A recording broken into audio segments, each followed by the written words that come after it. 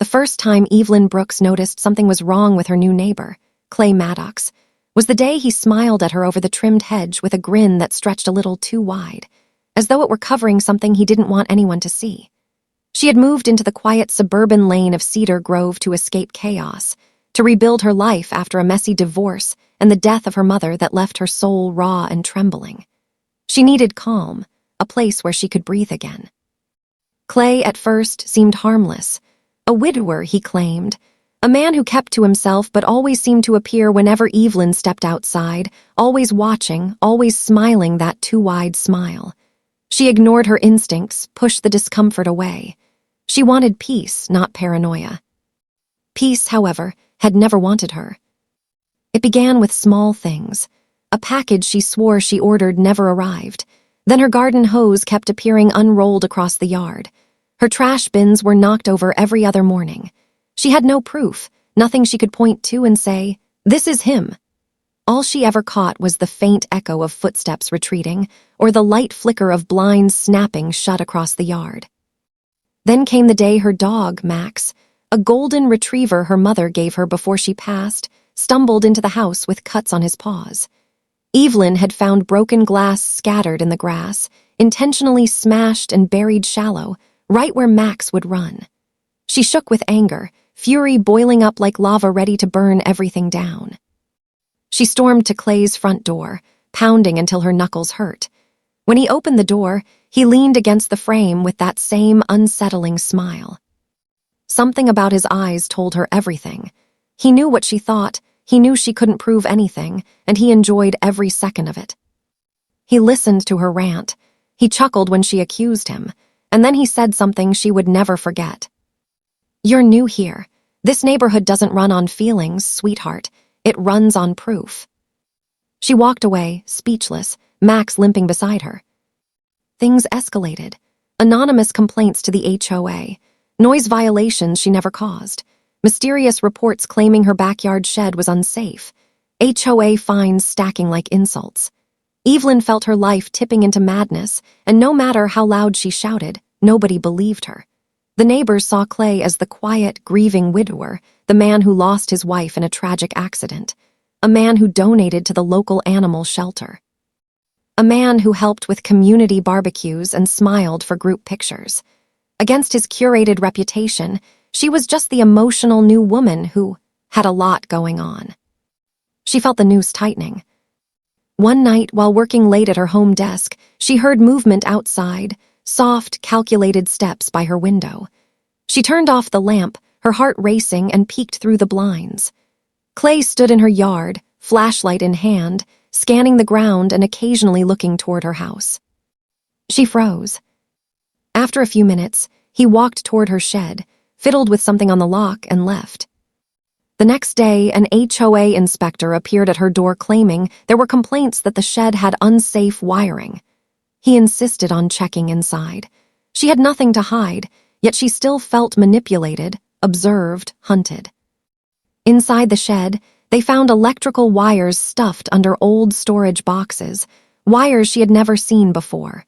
When the inspector asked her for an explanation, she refused to speak. Her throat swelled with humiliation, rage, and despair. Clay had set her up. Piece by piece, he orchestrated her downfall, making her look unstable, neglectful, irresponsible. Evelyn felt something deep inside her crack open. It wasn't fear anymore. It was something darker, something colder, something powerful. Revenge was being born. She began watching him the way he watched her, quietly, without blinking. She learned his patterns, when he walked his dog, when he left home, when he returned. She noticed how often he checked his mailbox, far more than he needed to. He received a lot of envelopes, thick envelopes that weren't bills. She noticed how often women came and left his home, all smiling at him, all unsuspecting. Evelyn recorded every detail. She discovered the truth slowly, like unraveling a web. Clay wasn't grieving or broken.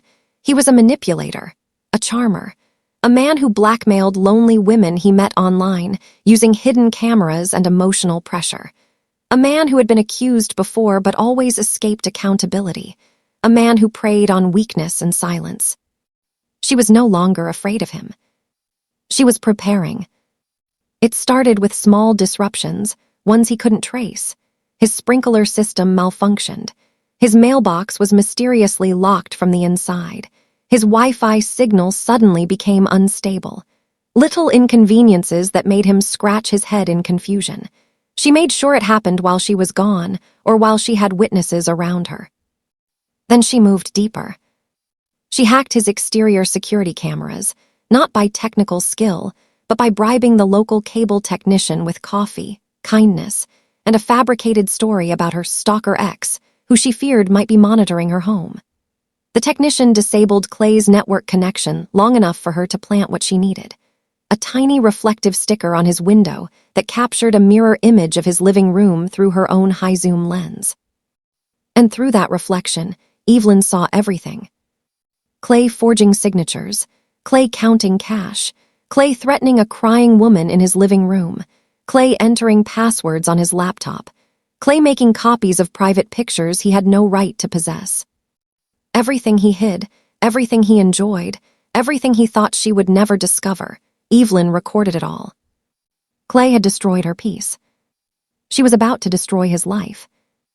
The night the final act began, Cedar Grove slept under a blanket of quiet that felt too calm to be real. Evelyn sat in her darkened living room, laptop open, headphones on, watching Clay through the reflection as she had for weeks. She had collected hours of footage, enough to end him in a courtroom if she wanted. But she didn't want court. She wanted pain. She wanted him to break the way he had broken her peace, her joy, her trust in humanity. She wanted a payback he would never forget. Clay left his house at exactly 9:27 p.m., just like he always did on Thursdays, his nights for business meetings, which Evelyn now knew meant meeting women he manipulated.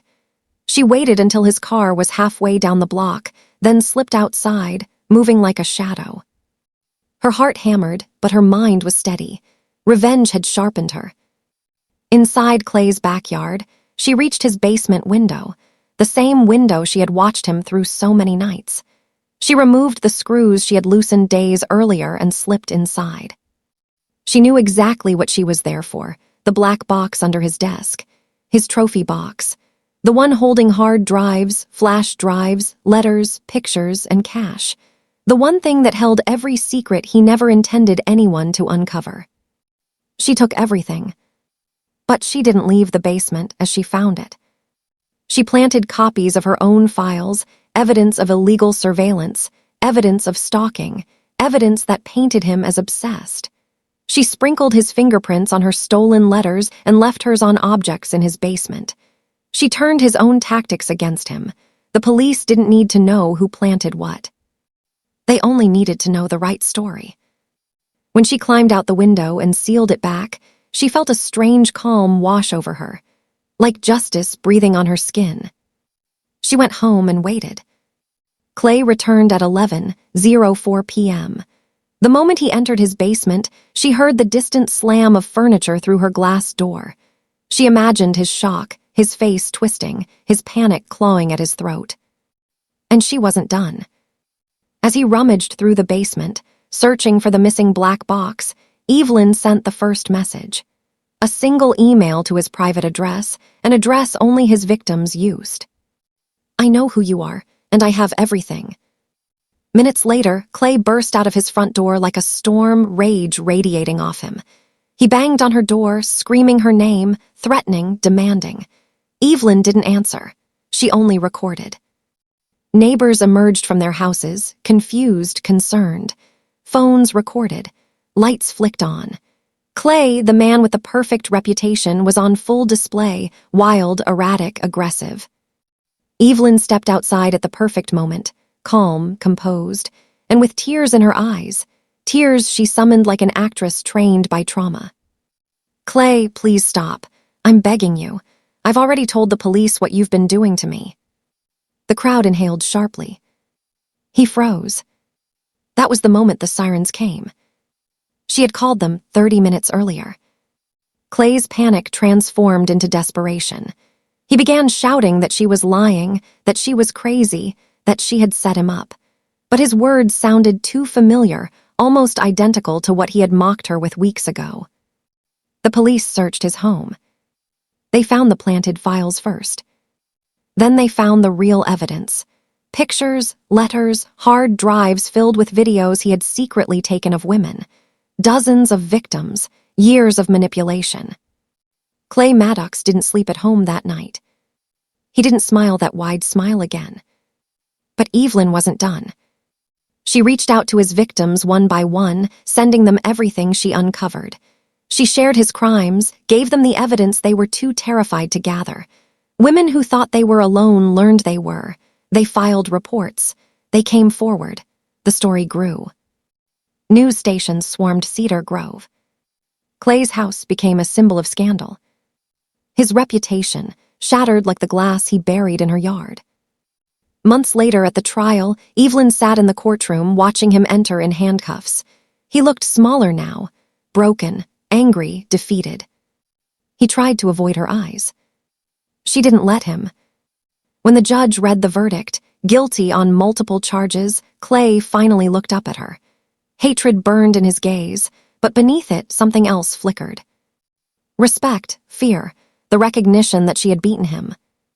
Evelyn didn't smile. She didn't need to. Revenge wasn't about victory. It was about peace. For the first time in a long time, as she walked out of that courtroom, she felt it. The air tasted lighter. The sun felt warmer. Her chest didn't ache. Cedar Grove was quiet again, but this time it was a quiet she earned, not one she begged for. She returned home, Max running to greet her at the door, his tail wagging. She knelt, hugged him tight, and whispered, "We're safe now." Revenge had taken time, strength, and pieces of her she might never get back, but it had given her something priceless in return. Her life, her voice, her peace. And she would protect that peace with a fire no neighbor would ever dare test again.